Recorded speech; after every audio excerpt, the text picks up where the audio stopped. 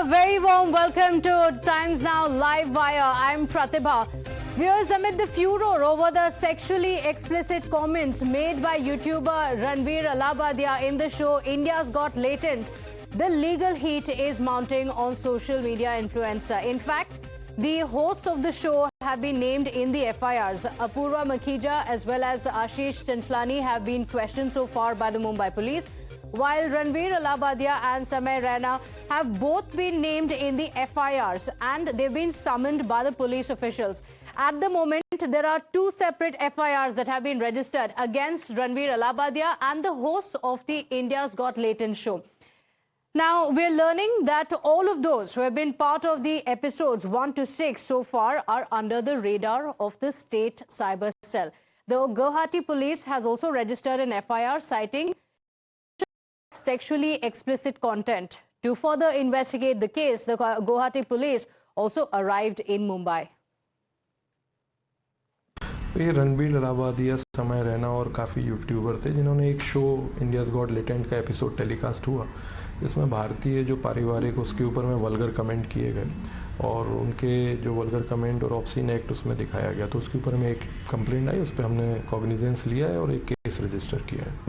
हम लोग मुंबई पुलिस के साथ संपर्क में हैं और इनके जो एड्रेसेस और जो हैंगे उनको हम लोग देख रहे हैं और बाकी जो हमारा इन्वेस्टिगेटिव प्रोसीजर्स में एक्शन लेना है वो हम लेंगे। इनको नोटिस सर्व किए जाएंगे and then we will see कि how they respond to the notice, whether they appear and then they record their statement and we'll take action as per the law. Now, a second FIR has also been registered by the Maharashtra Cyber Cell and it has named the hosts, the judges and the participants as well. The FIR also cites the use of obscene and foul language in the show. But have things been taken too far? Outrage over the comments and a debate on the morality is on one side. Has the response been disproportionate? Sure, it does spark a lot of anger, a lot of outrage, but the whole purpose of the show is to shock and disgust the audience. Now, let's take a look at the sections under which the YouTuber and others have been booked. The section 3.5 of the BNS, the charge is criminal act by several persons with a common intent. Now, this is also punishable, and section 79 of the BNS with the charge intent to insult the modesty of a woman, and the punishment goes up to 3 years in jail and fine. Section 196 of the BNS, all of these mentioned in the FIR, the case being registered against not just Ranveer Allahbadia but also the others who had participated in the show. Now, this deals with promoting enmity between different groups, the punishment going up to even 5 years jail term and fine. And section 296 of the BNS, that is obscene acts and songs in public place, with the punishment being 3-month jail term or fine or both.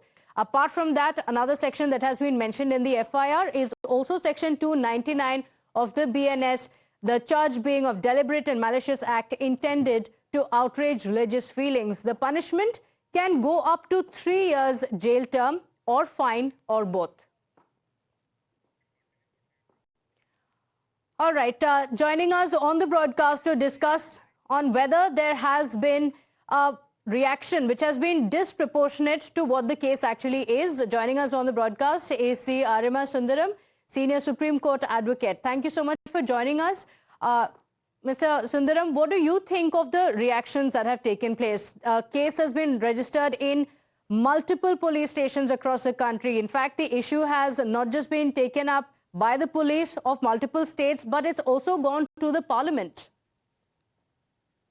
Well, according to me, what was said was prurient, it was depraved, and it shows a very unhappy and unfortunate mind behind saying such, base things which were said. And I, for one, completely abhor everything that was said. Having said that, it's a different issue as to the sections which have been referred to for the purpose of the FIR, whether those sections would apply at all or not. There was no immodesty shown to any woman. The whole purpose of that section, as you know, is different. Yes. There was no obscene song or obscene act in public. It was an expression of a view, totally prurient, totally reprehensible, something for which I believe a person like him should be socially punished, socially ostracized. And I believe that the answer to it is that his show is boycotted by everybody. That, I feel, is the answer to it. Okay. Because freedom of speech in this country has been elevated to the level of a fundamental right. And I can only quote Justice Jagannath Shetty in the case of Rangarajan versus Jagjeevan Ram, where he used the expression freedom of speech and expression is freedom for the thought and expression that we hate. Freedom is not freedom for what we cherish. Yes. Because if somebody is saying something which we all cherish and love, there's no question of freedom of speech. The freedom of speech comes in when people say something which others find totally unacceptable or reprehensible. If, however, that speech or that action or what is said or a film or anything is going to lead to one of the restrictions found to the freedom of speech in the Constitution, like affecting public order, like affecting the integrity of India, the sovereignty of India, like defamatory of a given person. Now, those can be restrained. Otherwise, it cannot be restrained. And if it could not be, especially going against the people who organized the show, who would not even have known what was going to follow, I find is going far too far. That certainly there's no case for the people who produce the show. Obviously, they are never going to have him again on their shows.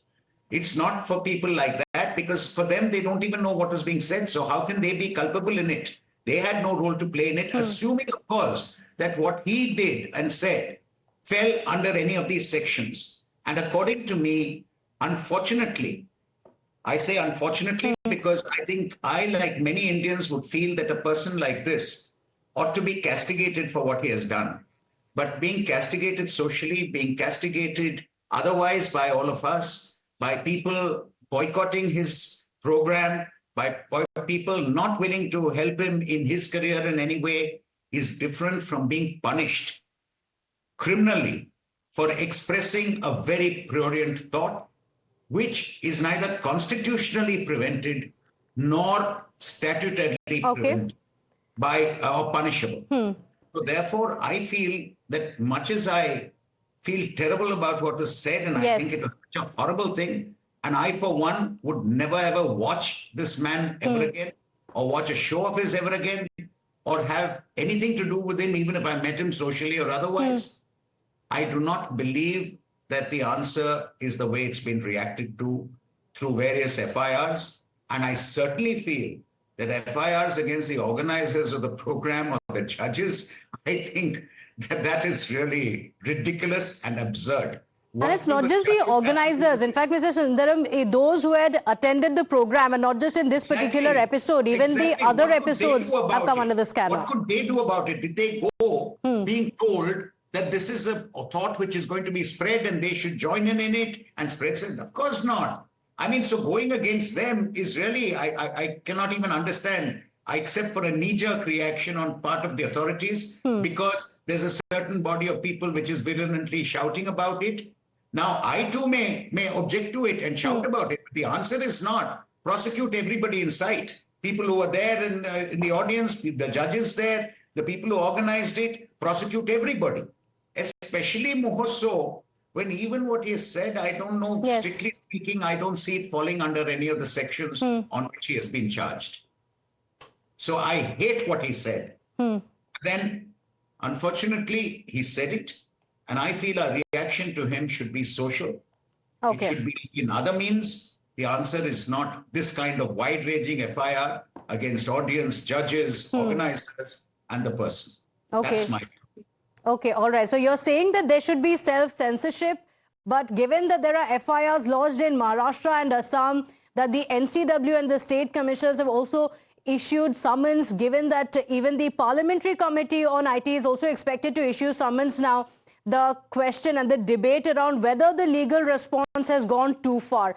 All right, let's speak about the others. Like Mr. Sundaram also mentioned, it's not just those who made this crass comment who have come under the scanner of the police officials. There are others who have merely attended this show, appeared on the show as guests, and they have also now come under the scanner of the police officials. In fact, summons have been issued to them as well, including Siddhant Chaturvedi. There are several celebrities who were part of this show and they have been called in by the police officials. And remember, these are individual celebrities who had come to the show as guests. Urfi Javed, TV actor, she was part of the show. In fact, she also decided to walk out of the show. She has also been summoned by the police officials. Rakhi Sawant being summoned by the police officials. Singer Raftar also being called in by the police officials, as well as comedian Tanmay Bhatt. All of them part of the show now being called in by the police officials for the questioning.